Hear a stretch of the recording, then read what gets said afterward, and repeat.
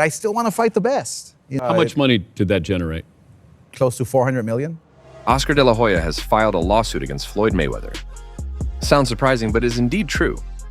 Recently, Mayweather confronted De La Hoya at an airport, accusing him of securing multi-million-dollar deals for his own promotion company.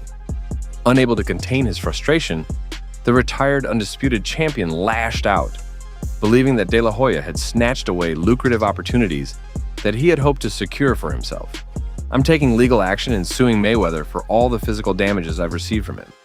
It's time to hold him accountable for the impact his actions have had on my health and well-being." You might think that this is just a minor dispute between promoters, but you would be entirely mistaken. In boxing, the stakes are incredibly high, and the dynamics are much more complex. The more fighters a promoter signs, the more lucrative deals and sponsorships they can secure, translating to significant financial gain. Oscar De La Hoya has excelled in this area, demonstrating a keen eye for scouting and signing potential boxing stars. His success in bringing promising fighters into his promotion company has left Floyd Mayweather struggling to build a comparable roster. One of the notable fighters who recently signed a deal with Oscar De La Hoya's Golden Boy Promotions is Shakur Stevenson. Stevenson has been generating significant buzz in the boxing world, especially after successfully taunting Gervonta Davis into considering a potential fight. Many experts believe that signing Stevenson is a major coup for Golden Boy, as his rising popularity and talent are expected to bring substantial revenue to the company. In contrast, Floyd Mayweather, who missed out on the opportunity to sign Stevenson, finds himself at a disadvantage. The loss of such a promising fighter has undoubtedly impacted his promotional endeavors, leaving him frustrated and disappointed.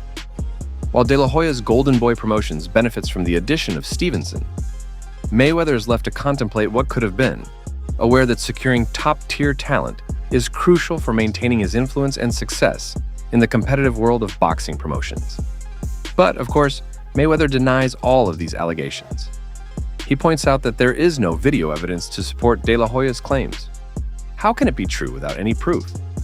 According to Mayweather, the lack of a video recording casts doubt on De La Hoya's story, suggesting that De La Hoya could have fabricated the incident to tarnish Mayweather's reputation. Mayweather maintains that he has always conducted himself with respect and integrity, even before he achieved fame. He expressed frustration over being portrayed negatively, based on what he considers unfounded accusations. According to Mayweather, his track record speaks for itself, and he questions the credibility of De La Hoya's account, urging people to consider his long-standing commitment to professionalism in and out of the ring. "I completely deny all allegations about me attacking De La Hoya. These claims are baseless and have no truth to them. I've always conducted myself professionally, and I won't let these false accusations tarnish my reputation." Be that as it may, there are situations where an incident occurs without being captured on video. According to De La Hoya, the absence of video evidence does not necessarily mean his claim is untrue. He argues that just because the confrontation wasn't recorded doesn't invalidate the occurrence. De La Hoya maintains that the lack of footage should not be used to dismiss or discredit his account of the events. "There might not be a video, but everything I'm saying is true. The physical damages I've suffered from Mayweather's actions are real, and it's time for the truth to come out." In a fit of anger, De La Hoya recently attended a press conference where he was asked about his greatest fighter. The timing of this question seems more than coincidental and may have been an intentional jab at Mayweather.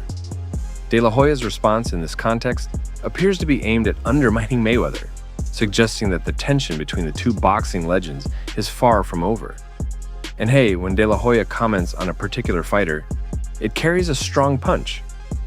Though he is currently recognized primarily as a vocal promoter who has collaborated with high-profile stars like Saul Canelo Alvarez and Ryan Garcia, De La Hoya originally earned his reputation as a dynamic and electrifying champion throughout the 1990s and 2000s.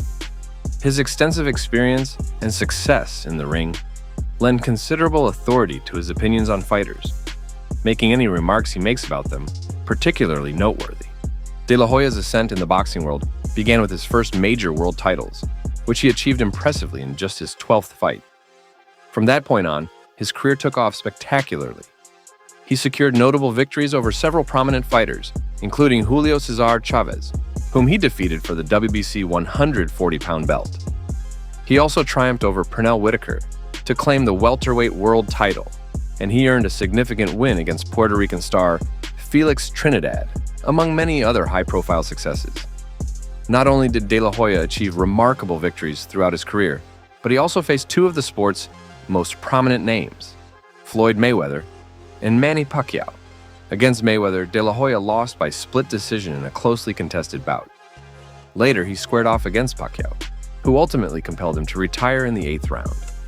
In an interview with The Ring magazine for their Best I Ever Faced feature, De La Hoya named Manny Pacquiao as the best fighter he had ever faced in the ring.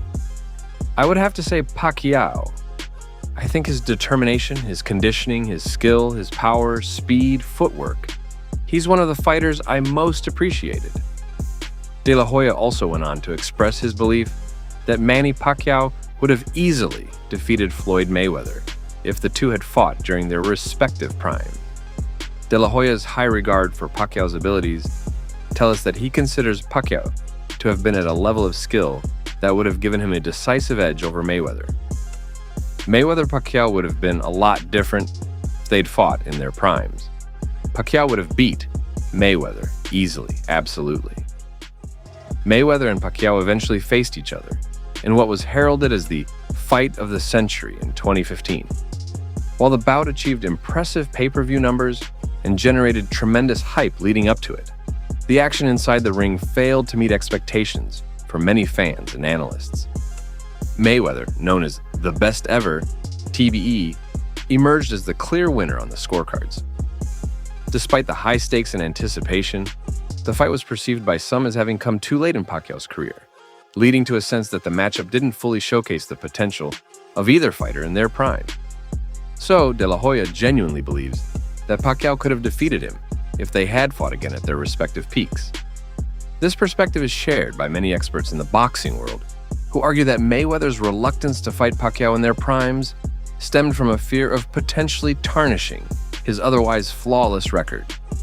The consensus among some analysts is that Mayweather might have been hesitant to face Pacquiao again, concerned that a loss would mar his impeccable track record and diminish his legacy as one of the sport's greatest fighters. I'm not afraid to face Pacquiao. Even in retirement, I could beat the hell out of the Filipino boxer. My skills and conditioning are still top-notch, and I'd have no problem showing that in the ring. But let's circle back to the lawsuit that De La Hoya has filed against Mayweather. Do you think this legal battle will gain traction, or do you believe Mayweather will once again manage to navigate his way out of the situation, as he has so often done in the past? Share your thoughts and in the comments below.